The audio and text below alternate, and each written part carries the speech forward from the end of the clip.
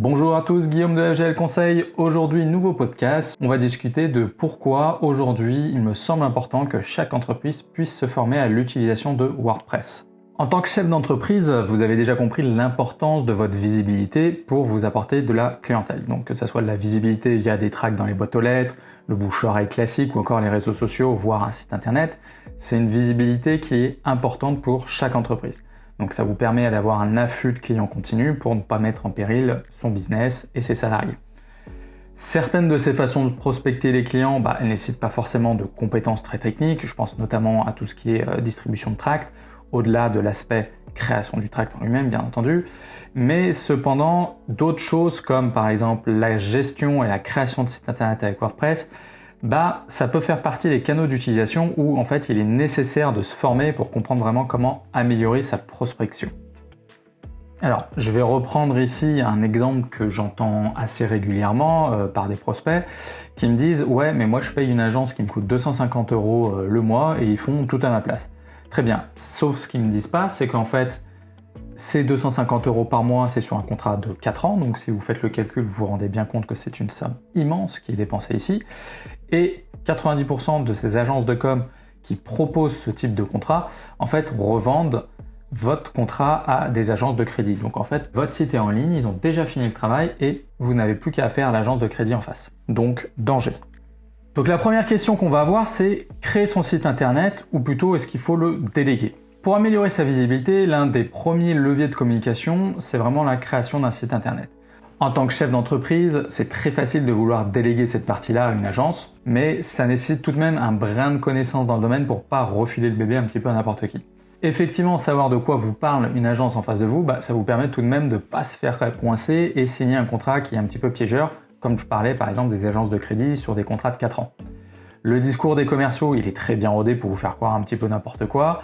Ils ont la meilleure des solutions, c'est une solution qui est brevetée, ce genre de choses, ou alors ils ont même des commerciaux qui sont pas très loin, spécialement dans votre coin à ce moment-là. Bref, toutes ces agences qui vous parlent par exemple de responsive design, il y en a des tonnes, ils l'utilisent comme un argument de vente, c'est des arnaqueurs. Faut pas vous arrêter à ça, parce que ça fait déjà plus de 10 ans, et encore, je suis gentil, que l'adaptabilité du design de votre site internet s'adapte tout simplement aux différentes tailles d'écran, que ce soit le téléphone, l'ordinateur, la télé, les tablettes.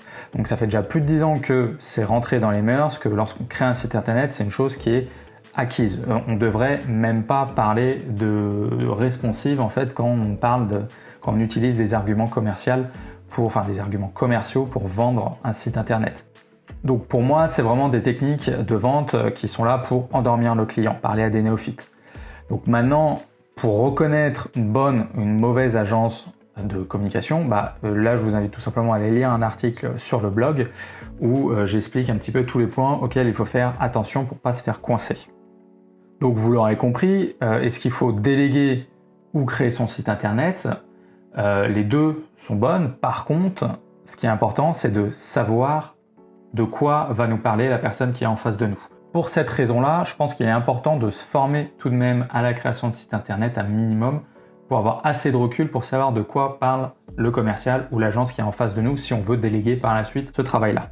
On va regarder maintenant un petit peu le budget alloué à la création de votre site internet. Lorsque vous êtes une entreprise naissante, le budget lié à la com, il est très souvent faible et pourtant c'est un des premiers leviers qu'il faut utiliser en guise d'apporteur d'affaires. Pour vous donner une idée, c'est recommandé d'investir entre 5 à 10% de votre CA annuel dans le marketing de son entreprise. Si votre entreprise est toute neuve, alors la question de budget elle est encore plus sensible, forcément. Mais c'est d'autant plus important de faire attention à qui vous confiez la création de votre site internet à ce moment-là. Pour vous donner une ordre de prix, on va dire qu'un site internet de 5 pages vitrine réalisé sur WordPress, sans contraintes particulières niveau design et fonctionnalité, compter entre 2500 mots et 4000 mots, avec des photos de banque d'images, ce genre de choses. Bien entendu, optimisé sur une zone géographique et une activité particulière, ça peut coûter entre 2000 et 3000 €. Ça peut représenter une somme, ça je vous le cache pas, surtout pour une jeune entreprise. Et ça, c'est sans vraiment parler d'action de référencement derrière. C'est vraiment pour la mise en place d'un site internet. Tout tarif que vous pourrez retrouver en dessous de ce prix-là est probablement synonyme de perte d'argent. Parce qu'en face de vous, vous allez avoir peu de résultats et surtout, vous avez affaire à des intervenants sans expérience. Donc vraiment, faites très attention si vous voulez confier le bébé à quelqu'un. à ce que les tarifs soient cohérents. C'est-à-dire quelqu'un qui vous propose un site à 500 € dans les mêmes conditions que je viens de vous expliquer, ce ne sera pas possible. De la même manière, quelqu'un qui vous le propose à 500 ou même 1000 balles, faites bien attention à ce que le minimum soit en place, comme je vous le disais, c'est-à-dire une zone géographique, une activité particulière, du texte qui soit optimisé au niveau de votre référencement avec un design qui ne vienne pas d'un template préconçu. L'avantage de réaliser ça en formation, c'est que vous serez en charge donc de créer votre propre site. Ça vous permet vraiment de comprendre comment fonctionne le site avec WordPress. Et ainsi, vraiment, si vous décidez par la suite de déléguer, comme je le disais au-dessus, ça vous permet de savoir de quoi vous parlez. Une formation de création de site internet aussi, ça a un énorme avantage, c'est que grâce à la certification Calliope que FGL Conseil a, ça vous permet de bénéficier de prise en charge financière de vos OPCO ou de vos FAF ou de l'État, voire éventuellement de la région. Donc ça permet de diminuer fortement le coût de la création de votre site internet. Donc si vous voulez en savoir plus sur comment faire financer une formation avec moi, je vous invite tout simplement à aller regarder l'article sur le sujet sur comment faire financer une formation chez FGL Conseil. Si on se pose la question, faut-il se former soi-même ou faut-il plutôt former un salarié? La question, elle peut revenir souvent en fonction de la taille de votre entreprise. En tant que chef d'entreprise, je pense qu'il est vraiment important de maîtriser une bonne partie du travail à réaliser dans son entreprise. Alors je parle de la technique du métier, mais aussi la partie comptabilité, commerciale et communication. Bien entendu, c'est impossible de tout maîtriser parfaitement. Mais lorsque vous êtes en entreprise individuelle sans salarié, vous savez comme moi qu'on doit avoir un regard un petit peu sur tous les éléments, sans quoi ça devient un petit peu difficile de maintenir un cap serein. En revanche, en tant que chef d'entreprise avec des salariés, normalement, vous avez appris à déléguer le travail.